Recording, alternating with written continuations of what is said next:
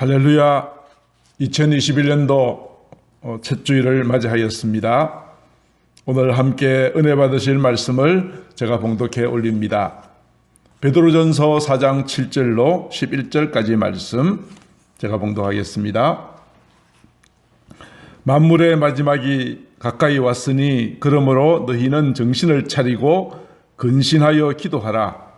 무엇보다도 뜨겁게 서로 사랑할지니 사랑은 허다한 죄를 덮느니라. 서로 대접하기를 원망 없이 하고 각각 은사를 받은 대로 하나님의 여러 가지 은혜를 맡은 선한 청지기 같이 서로 봉사하라. 만일 누가 말하려면 하나님의 말씀을 하는 것 같이 하고 누가 봉사하려면 하나님이 공급하시는 힘으로 하는 것 같이 하라. 이는 범사에 예수 그리스도로 말미암아 하나님이 영광을 받으시게 하려 함이니 그에게 영광과 권능이 세세에 무궁하도록 있느니라. 아멘. 힘들고 어려웠던 2020년도 한 해가 지나가고 2021년도 새로운 한 해 그리고 오늘 첫 주일을 맞이하였습니다. 이전 것은 지나갔으니 보라 새 것이 되었도다.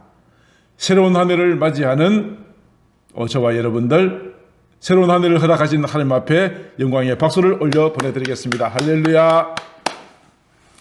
새로운 한 해를 맞이해서 오늘 말씀을 전하기 전에 저희들은 민수기서에 기록되어진 축복의 말씀으로 여러분들을 마음껏 축복하고 싶습니다.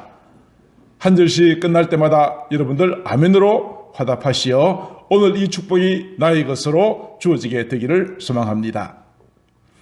여호와는 네게 복을 주시며 너를 지키시기를 원하며 아멘. 여호와는 그의 얼굴을 네게로 비추사 은혜 베푸시기를 원하며 아멘. 여호와는 그의 얼굴을 네게로 향하여 드사 평강 주시기를 원하노라. 아멘. 할렐루야. 새로운 한 해를 맞이하면서 저는 2021년도에 목회 방향 중에서 가장 최우선으로 생각한 것이 있습니다. 그것은 성도들로 하여금 3대 신앙을 확립하자는 것입니다. 3대 신앙은 무엇이죠? 우리 PPT로 보시는 것처럼 하나님의 아들께서 이 땅에 내려오셨습니다. 오신 목적은 저와 여러분들 모든 죄를 대신하여 십자가를 지시고 누구든지 그 이름을 믿는 자마다 멸망하지 않고 영생을 얻게 하려 하셨다. 바로 그 십자가 신앙을 첫 번째요. 두 번째는 예수님은 우리를 위하여 죽으셨을 뿐 아니라 3일 만에 다시 살아나셨다 하는 부활신앙이요. 부활하신 주님께서 하늘로 올라가시어 지금은 하나님 우편에 계시지만 이제 언제인지 알지 못하지만 다시 오실 것이다 라고 하는 종말신앙, 이 3대 신앙을 가져야 한다는 것입니다. 저는 오늘 특별히 이 종말신앙에 관련되어진 말씀을 전하고자 합니다. 종말신앙이라는 것은 무슨 의미일까요? 우리가 살고 있는 이 세상은 언젠가 마지막 때가 있다는 것입니다. 그리고 그때가 되면 우리 주님이 다시 오신다는 것입니다. 다시 오셔서 이 땅을 심판하시고 끝까지 믿음을 지킨 자들을 하나님께서 인도하여서 영원한 천국으로 인도하여 가신다는 것을 소망하는 신앙이 종말 신앙입니다. 어떻게 새 첫날부터 마지막에 대한 말씀을 하는가 그렇게 생각하시는 분이 계실지 모르겠습니다만 우리가 정확한 목적과 우리 일의 모든 결말을 분명히 알고 첫걸음을 디디는 것이 매우 중요하거든요. 그래서 금년 한 해는 우리가 언제라도 주님이 오실 것을 대비하는 그런 믿음으로 힘차게 나아가기를 원하는 마음으로 오늘 이 말씀을 증거하고자 합니다. 인류의 모든 역사는 하나님의 시간표에 따라 움직입니다. 천지를 창조하신 하나님께서 또한 이 천지를 주관하고 계시거든요. 그래서 하나님의 시간표가 어떻게 되어질까? 이것을 아는 방법이 있어요. 지금 우리 주변에서 어떤 일이 일어나는가를 자세히 살피면 하나님의 시간표 가운데 어디쯤 와 있다는 것을 알게 되어집니다. 예수님께서 마지막 날에 대하여서 이렇게 말씀하셨습니다. 누가복음 21장 11절에 보면 여러 말씀 가운데 곳곳에 큰 지진이 일어날 것이고 기근이 있을 것이고 전염병이 있을 것이다. 그렇다면 지진과 기근과 전염병이 오늘 이 시대에 어떻게 창궐하고 있는지를 알면 하나님의 시한표 가운데 이 세상의 마지막 때가 가까이 왔다는 것을 우리가 미루어 짐작할 수 있을 것입니다. 지난주에 뉴스가 크게 났었죠. 크로아티아에서 진도 6.5 정도의 지진이 일어나서 한 도시의 절반의 건물이 다 파괴되어져 버렸다 하는 그런 뉴스를 들으셨을 것입니다. 많이 있었지만 가장 최근의 뉴스만 해도 그렇습니다. 그리고 기근, 아프리카에는 메뚜기 떼가 출몰해서 수많은 농작물에 피해를 가져왔을 뿐 아니라 기상이변으로 인해서 엄청나게 농산물이 이렇게 피해를 입음으로 큰 기근이 있을 것이다 하는 것을 우리가 지금 듣고 있고 경험하고 있습니다. 전염병입니다. 작년 1월 달부터 시작되어진 중국 우한에서 시작되어진 신종 코로나 바이러스가 지금 전 세계에 확산이 되어서 많은 사람들을 고통 가운데 빠뜨리고 있습니다. 자, 예수님이 말씀하신 가운데 지진, 기근, 그리고 전염병, 우리가 지금 뉴스를 통해서 우리가 지금 겪고 있고 지금 코로나 때문에 함께 예배드리지도 못하고 온라인으로 예배드려야 하는 이 모든 현상들이 주변에서 일어나고 있는 것을 볼 때 그렇구나. 하나님의 시간표 가운데서 이 세상의 마지막 날이 매우 가까이 왔다는 것을 우리가 알 수 있다는 것이죠. 이것뿐 아니라 특별히 사도 바울이 영적인 어떤 징조를 말한 것이 있어요. 데살로니가 전후서 2장 3절에 보면 마지막 날이 되면 먼저 배교하는 일이 있다. 믿음을 버리고 하나님을 떠나는 일이 있다. 그때 등장하는 한 인물이 있는데 그를 불법의 사람 혹은 멸망의 아들, 다른 말로 적 그리스도라고 사도 바울은 말했습니다. 이 적 그리스도는 어떤 일을 하는가? 그는 대적하는 자라 신이라고 불리는 모든 것들, 모든 종교들, 그리고 숭배함을 받는 모든 신들에 대항하여 그 위에 자기 자신을 높이고 하나님의 성전에 앉아서 자기를 하나님이라고 내세우는 자가 등장하게 될 것이다. 그때 이런 일이 일어난다면 사도 바울이 말한 것처럼 대적하는 자, 멸망의 아들이 등장하게 되어진다면 그것이 바로 종말에 관련되어진 굉장히 중요한 영적인 하나의 상징이다 라는 것을 우리가 알아야 된다는 것이죠. 해가 바뀌었으니까 작년이 되겠네요. 작년 6월 달에 네덜란드에 있는 평화의 궁전에 각계 종교 지도자들이 함께 모이는 모임이 계획되어 있었습니다. 거기는 로마 가톨릭을 중심으로 하여서 천주교, 이슬람교, 힌두교, 유대교, 기독교를 통합해서 하나의 종교로 만들고자 하는 그런 움직임이 있었습니다.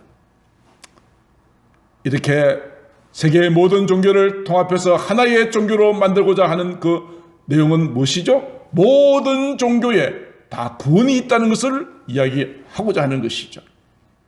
그러나 이러한 주장은 대단히 위험하고 하나님이 보실 때는 대단히 악한 것입니다. 오직 예수 그리스도 외에는 구원이 없다라고 믿는 우리에게는 절대로 용납할 수 없는 이런 움직임들이 평화라고 하는 이름을 가지고 이루어지고 있다는 것이죠. 작년 6월 달에 이러한 모임들이 계획되어 있었습니다만 코로나 때문에 무기한 연기되었습니다. 그러나 언젠가는 이러한 움직임이 다시 일어나게 될 것을 우리는 알 수 있습니다. 이와 같이 지진, 기근, 그리고 전염병, 이러한 영적인 배도하는 이러한 모든 일들이 일어날 때에 그렇구나, 우리 주님 다시 오실 때 이 세상의 마지막이 가까이 왔다는 것을 우리가 알아야 된다는 것이죠. 그런데 하나님을 알지 못하는 자들은 물론이고 교회 다니는 사람들조차도 여기에 관심이 없는 사람들이 참 많습니다. 그래서 사도 바울은 데살로니가 후서 5장 3절에서 그들은 말합니다. 평안하다, 안전하다. 그렇지만은 멸망이 갑자기 그들에게 이르게 될 것이다. 노아의 경고가 있었음에도 불구하고 노아의 말을 듣지 않았던 자들은 노아의 방주가 닫히고 비가 쏟아질 때 비로소 늦게 알았지만은 이미 저들은 방주에 탈 수가 없어서 홍수 심판을 받았고, 이와 같이 이러한 모든 징조들에 대하여서 우리가 영적으로 깨닫지 못하고 세상 일에 먹고 마시고 세상 일에만 마음이 빠져 있으면 멸망이 갑자기 이르게 되어지게 될 것이고 결코 피할 수 없다라고 말씀하셨습니다. 그래서 깨어있는 자들은 예수님께서 마가복음 13장 29절에 있는 말씀처럼 이런 일이 일어나는 것을 보거든 인자가 가까이 곧 문 앞에 이런 줄을 알라고 말씀하셨습니다. 가까이 곧 문 앞에. 이것은 무엇을 말하는 것이죠? 그날이 매우 임박하였다는 것을 강조하고 있는 것 아니겠습니까? 그러므로 우리는 이 마지막 때를 잘 분별하고 잘 준비하는 우리의 삶이 필요한 것입니다. 자, 그렇다면 이제 만물의 마지막에 가까이 왔으니 우리는 어떻게 해야 될까요? 어떻게 해야 될까요? 오늘 본문 7절에는 이렇게 말하고 있죠. 만물의 마지막이 가까이 왔으니, 이것을 믿고 준비하는 신앙이 종말 신앙이라 이 말입니다. 내가 사는 이 땅이 영원한 것이 아니다. 우리 주님은 다시 오신다. 내 모든 살아온 삶을 결산할 때가 오게 될 것이다. 이것을 믿는 신앙이 종말 신앙이라는 것이죠. 이런 종말 신앙은 지금뿐 아니라 초대 교회 때 사도 바울이 있을 그 당시부터 이 신앙은 있었습니다. 당시에 기독교에 대한 박해가 매우 극심하였습니다. 옥에 갇히고 화형으로 태워지고 목배임을 당하는 이러한 어려운 가운데 주님의 그날이 속히 오기를 간절히 기다렸던 초대교회 사람들은 만나기만 하면 외쳤습니다. 마라나타, 우리 주 예수여 오시옵소서. 끊임없이 외쳤습니다. 그러면서 모든 박해 가운데서 주님이 오실 그날을 소망하며 살아왔던 것입니다. 우리 주님께서는 내가 속히 오겠다고 약속하셨습니다. 요한계시록 22장 7절에 보라 내가 속히 오리니, 이 두루마리의 예언의 말씀을 지키는 자는 복이 있다. 12절에도 똑같이 말씀하십니다. 내가 속히 올 것이다. 무엇 때문에 오신다고 말씀하십니까? 우리에게 주실 상이 있대요. 믿는 자에게는 상이요, 믿지 않는 자에게는 영원한 지옥의 심판인데 주님께서 속히 오셔서 우리에게 상 주시기를 원하시는 것입니다. 각 사람에게 행한 대로 갚아주리라 말씀하셨습니다. 사랑하는 성도 여러분, 우리는 그날이 속히 오기를 학수고대하고 있습니다. 주여 어서 오시옵소서. 어서 오시어 내 눈에 눈물 닦으시고 나를 위하여 예비된 아름답고 영광스러운 멸류관과 상급을 받는 그날이 속히 오기를 우리는 기다리고 있습니다. 혹자는 이렇게 말하죠. 아니 2000년 전부터 주님이 속히 오신다 그랬는데 아니 2000년이 지난 지금까지도 오지 않고 있으니 도대체 어찌된 셈이냐 라고 조롱하는 사람들이 이 당시에도 지금에도 있습니다. 여기 대하여 사도 베드로는 말합니다. 베드로후서 3장 9절 주님의 약속은 어떤 사람이 드디다고 생각하는 것 같이 드딘 것이 아니다. 지금이라도 오실 수 있으나 하나님께서는 오래 참으신다. 그래서 아무도 멸망하지 않고 다 회개하여 구원받기를 기다리신다라고 말씀하여 주고 계십니다. 그러나 그 오래 참으심은 이제 시간이 얼마 남지 않았습니다. 이 모든 하나님의 인내, 하나님의 참으심이 끝나는 순간 믿지 않는 자들은 모두 다 심판을 받게 될 것입니다. 하나님이 오래 참으셨기에 오늘 저와 여러분들에게는 회개할 수 있는 기회, 사명을 감당할 수 있는 기회, 상급을 쌓을 수 있는 기회가 주어지게 된 것입니다. 하나님의 오래 참으심을 우리는 주께 감사하면서 오늘 이 예배의 자리에 나오시게 되는 것입니다. 자, 그렇다면 우리가 이 마지막 때를 어떻게 살아야 할까요? 주님이 오신다는 것은 분명한데, 그날이 임박했다는 것은 분명한데 내가 그럼 어떻게 준비해야 될 것인가? 아무 준비하고 있지 않으면 무슨 의미가 있겠어요? 예수님께서 열처녀의 비유를 말씀하신 것이시죠. 열처녀 모두 신랑이 올 때 온다는 사실을 알고 있습니다. 신랑이 오기를 기다리고 있었습니다. 그런데 지혜로운 슬기로운 다섯 처녀는 신랑을 맞이할 기름까지 준비를 했고요. 미련한 다섯 처녀는 신랑이 온다는 것을 알고 있었지만 등불만 들고 기름 준비를 안 했어요. 신랑이로다 소리가 들렸을 때 미련한 다섯 처녀가 들고 있던 등에는 기름이 없으니까 불이 꺼져 버렸어요. 슬기로운 다섯 처녀는 환한 등불을 밝혀서 신랑을 맞이하여 천국에 들어간다는 비유를 주셨어요. 예수님이 다시 오신다는 모든 징조들, 다시 오신다는 사실을 오늘 제가 말씀을 통해서 여러분들이 알고 계시지만 내가 준비하고 있지 않으면 미련한 다섯 처녀와 똑같다 하는 이야기입니다. 그래서 사도 베드로는 주님이 다시 오실 터인데 우리가 어떻게 준비해야 될 것인가에 대해서 오늘 본문에서 말씀하여 주고 있습니다. 첫 번째로 7절입니다.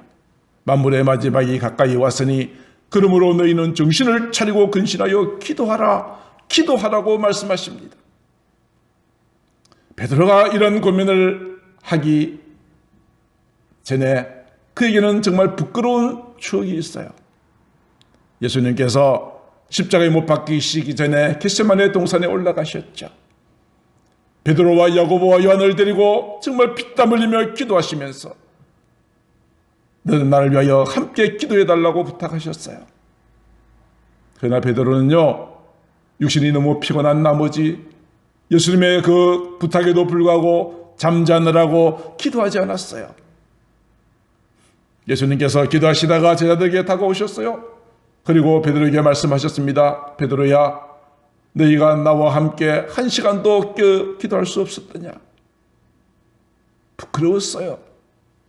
1시간들 나는 이제 십자가를 져야 되는 이 무거운 사명 앞에 피땀 흘리면서 간절하게 기도하고 있는데 주님의 그 마음을 알지 못한 베드로는 잠자고 있었어요. 1시간도 깨어 있을 수 없더냐? 시험에 들지 않도록 깨어 기도하라. 마음에는 원이로되 육신이 약하도다.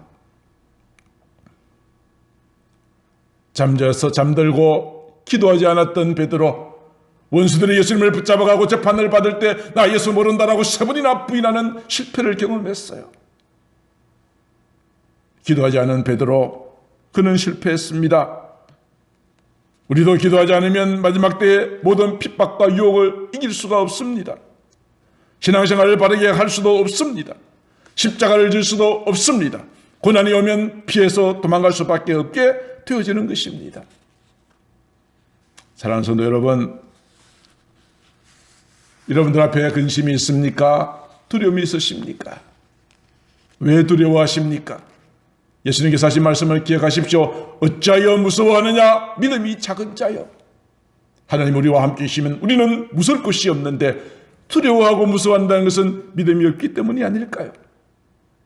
오늘 그 주님 앞에 기도로 나아가십시다. 기도로 실패한 베드로의 전철을 밟지 말고 주님 앞에 기도함으로 승리하는 자가 되어지기를 우리 주 예수 그리스도의 이름으로 축복합니다. 아멘. 두 번째로는, 첫 번째는 기도하라, 두 번째로는 서로 사랑하라는 것입니다. 8절. 무엇보다도 뜨겁게 서로 사랑하라고 말씀하셨습니다. 하나님과의 관계가 기도라고 한다면 사람들과의 관계는 중요한 것이 사랑하는 것입니다. 예수님께서 마지막 때가 되어지면 사랑이 식어질 것을 예언하셨습니다. 마태복음 24장 12절. 불법이 행함으로 많은 사람들의 사랑이 식어지게 될 것이다.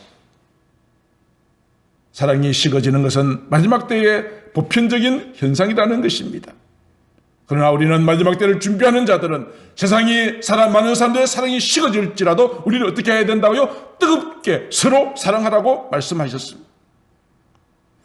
서로 사랑한다는 것이 무슨 의미입니까? 사랑은 주고받는 것이거든요.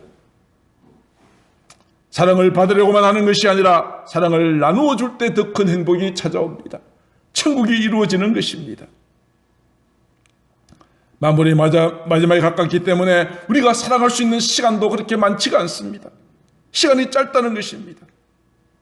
사랑하기에도 짧은 우리의 시간들을 미워하고 다투고 싸우는 일에 쓰는 것은 얼마나 낭비일까요? 사랑하는 마음이 있으면 자연스럽게 사랑의 말이 나오고 사랑의 행동이 나오게 되어 있습니다. 그리고 사랑하면 상대방의 허물이 보이지 않습니다. 남을 정죄하고 판단하는 그 사람도 가만히 보면 자기도 허물이 참 많습니다.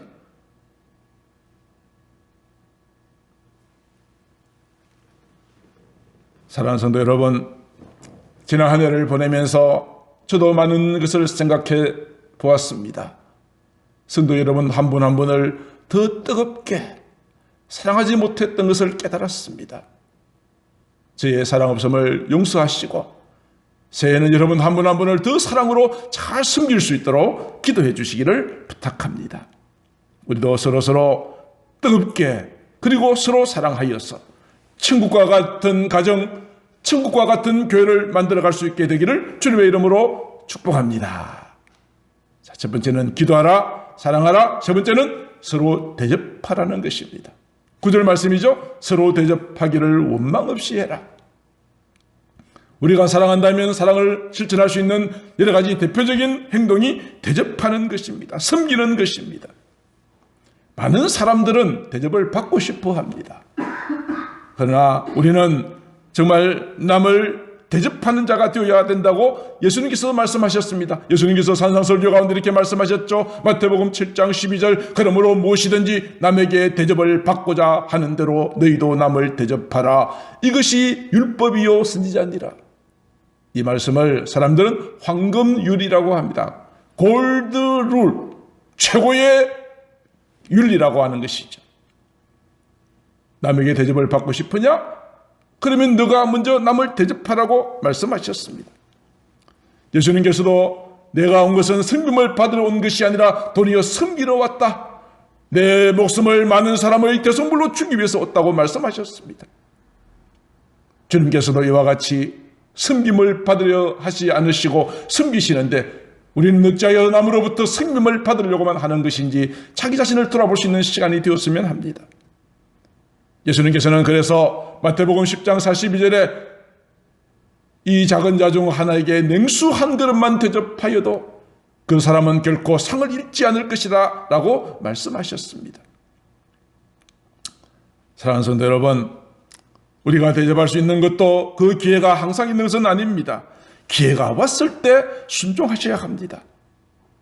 남을 대접하면서 사람들로부터 인정을 받으려 하거나 대가를 기대해서는 안 됩니다. 하나님은 그 마음의 중심을 보십니다. 그러므로 우리가 오직 하나님의 영광을 위하여 주의 몸된 교회를 위하여서 그 사람의 영혼을 위하여서 섬길 때에 하나님께서 받으시고 기뻐하실 줄로 믿습니다. 이것이 마지막 때를 살아가는 우리들의 아름다운 삶의 덕목인 것입니다. 자, 네 번째 10절에 각각 은사를 받은 대로 하나님의 여러 가지 은혜를 맡은 선한 청지기 같이 봉사하라. 서로 봉사하라는 것입니다. 봉사를 하되 첫 번째로는 은사를 받은 대로 봉사하라고 말씀하시죠. 하나님께서는 각 사람에게 다양한 은사를 주셨습니다. 어떤 사람에게는 지혜의 말씀을, 어떤 사람에게는 지식의 말씀을, 어떤 사람에게는 예언을, 어떤 사람에게는 병 고치는 은사를, 매우 다양한 은사를 주셨습니다. 우리가 봉사할 때는 내게 주신 은사를 따라하는 것이 필요합니다. 여러분에게 아름다운 목소리를 주셨다면 찬양으로 섬기시기를 바랍니다. 여러분에게 성경에 대한 지식과 열정이 있다면 가르치는 일로 봉사하시기를 바랍니다. 다른 사람을 긍휼히 여기는 마음이 있다면 구제하고 섬기는 일로 섬기시면 되는 것입니다. 내게는 어떤 은사가 있는지 모르시겠다고요? 여러분들이 다른 사람보다 잘할 수 있는 그것이 은사입니다. 그 일을 하면 조금 더 피곤하지 않고 즐겁다면 은사인 것입니다. 여러분이 그 은사를 따라서 아름답게 봉사하는 삶이 되시기를 주 이름으로 축복합니다. 금년 한 해도 여러분에게 여러 가지 많은 직분들을 맡겼습니다. 어떤 사람에게는 정말 때때로 남이 알아주지 않더라도 이름 없이 빛 없이 섬기는 아름다운 직분들이 있습니다. 이 모든 직분들을 은사를 받은 대로 내게 주신 은사를 따라 아름답게 충성하시는 금년 한 해가 되었으면 합니다. 두 번째는 봉사하되 어떻게 봉사라고 말합니까? 선한 청지기 같이 봉사라고 말합니다. 청지기는 주인의 것을 가지고 주인의 뜻을 따라 일하는 사람입니다. 내 것이 아니라 다 주인의 것입니다. 우리의 건강, 우리의 시간, 우리의 물질, 우리의 생명까지 주님의 것입니다. 내 것이 아닙니다. 그러므로 내게 주신 건강, 시간, 물질 가지고 주님이 기뻐하시는 일을 따라서 순종하는 것이 선한 청지기처럼 봉사하는 일일 것입니다. 예수님께서 달란트의 비유를 말씀하실 때에 5달란트와 2달란트 받은 사람 종의 고백이 있습니다. 언젠가 우리에도 주님 앞에 섰을 때 우리의 인생에 대한 모든 결산을 보고를 할 때가 있을 것입니다. 5달란트 받았던 종의 그 보고 내용을 들어보십시오. 주인이여, 내게 5달란트를 주셨는데 보소서 내가 또 5달란트를 남겼습니다. 이 종은 주인 올 때를 학수고대 기다렸을 것입니다. 왜요? 내가 5달란트 주신 거 가지고 또 5달란트를 더 남겼기 때문에 주인으로부터 칭찬받을 것을 기대하기 때문이죠. 여러분의 자녀가 100점을 받아왔다면 이 시험 성적표를 가지고 빨리 엄마 아빠에게 말하고 싶지 않겠어요? 칭찬받기 위해서. 주신 은사를 따라 선한 정직회와 같이 주신 달란트, 주신 은사, 주신 재능을 가지고 열심히 일하여 많은 달란트를 남긴 이 종에게 주인이 말합니다. 잘하였도다. 착하고 충성된 종아. 사랑하는 성도 여러분, 저는 우리 모든 성도님들이 주님 앞에 서는 날 이와 같은 칭찬받게 되기를 바랍니다. 착하고 충성된 종이라고, 수고 많이 했다고, 내가 썩지 아니할 면류관을 내 머리에 씌워주시겠다고 기쁨으로 여러분을 맞이할 수 있는 귀한 성도님들 다 되시기를 주님의 이름으로 축복합니다. 그런데 한 달란트 받았던 종은 어떻게 했죠? 땅에 묻어두었습니다. 횡령하지는 않았습니다. 땅에 묻어두었던 거 파내어서 주인한테 도로 돌려드리니까 주인은 말합니다. 이 악하고 게으른 종아. 악한 종이라고 말합니다. 게으른 것은 수긍할 수 있습니다만 내가 주인의 것을 조금도 해치지 않았는데 왜 악하다고 말합니까? 주인의 뜻을 순종하지 않았기 때문입니다. 우리가 내게 주신 은사, 내게 주신 직분 충성하지 않으면 악한 자라고 책망받게 된다는 사실을 기억하십시다. 이제 마지막 때 어떻게 살까? 마지막 5번째, 우리가 말을 잘해라. 와우. 그럼 어디 학원에다 다녀야 될까요? 그 뜻이 아닙니다. 오늘 11절에 이렇게 말하죠. 누가 말을 하려고 한다면 하나님의 말씀을 하는 것 같이 하라. 그렇게 말합니다. 말을 조심하라는 것입니다.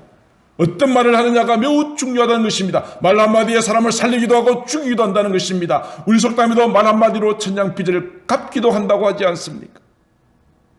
말이 참 중요합니다. 말은 그 사람의 생각이기 때문에 그렇습니다. 사도 야고보는 야고보서 3장 2절에 이렇게 말합니다. 우리가 다 실수가 많습니다. 그렇지만 특별히 말에 실수가 없으면 온전한 사람입니다. 그렇다면 많은 사람들이 어디에 실수를 많이 한다고요? 말에 실수가 많다는 것입니다. 계속하여 사도 야고보가 말하기를 혀는 능히 길들일 사람이 없다. 쉬지 아니하는 악이요 죽이는 독이 가득한 것이라고 이야기하였습니다. 사랑하는 성도 여러분, 그럼 우리는 말을 참 잘해야 합니다. 정말 달변처럼 거미에서 거미줄이 나오는 것처럼 그렇게 말 잘하는 것이 아니라 잘 말해야 합니다. 어떤 말입니까? 부정적인 말, 불신앙의 말, 원망하고 비판하고 판단하는 말을 하는 것이 아니라 그런 말은 하는 사람도 듣는 사람도 죽이는 말입니다. 이제 우리는 우리의 입술로 믿음의 말, 감사의 말, 사람을 살리는 말, 생명의 말을 해야 합니다. 내가 어떤 말을 하느냐에 따라서 하나님께서도 응답하시겠다고 말씀하셨습니다. 민수기서 14장 28절 그들에게 이르기를 여호와의 말씀에 내 삶을 두고 맹세까지 하시면서 하시는 말씀입니다. 너희 말이 내 귀에 들린 대로 내가 너에게 행하리라. 그러므로 이제부터 2021년도에는 우리가 말을 함부로 내뱉는 말 하지 말고 내가 이 말을 하나님께서 들으시면 기뻐하실까? 내 자녀들이 들으면 어떤 영향을 미칠 것인가? 항상 생각하면서 내 곁에 주님이 계신 것처럼 우리의 말은 항상 살리는 말, 믿음의 말, 감사의 말, 긍정의 말을 할 수 있게 되기를 주의 이름으로 축복합니다.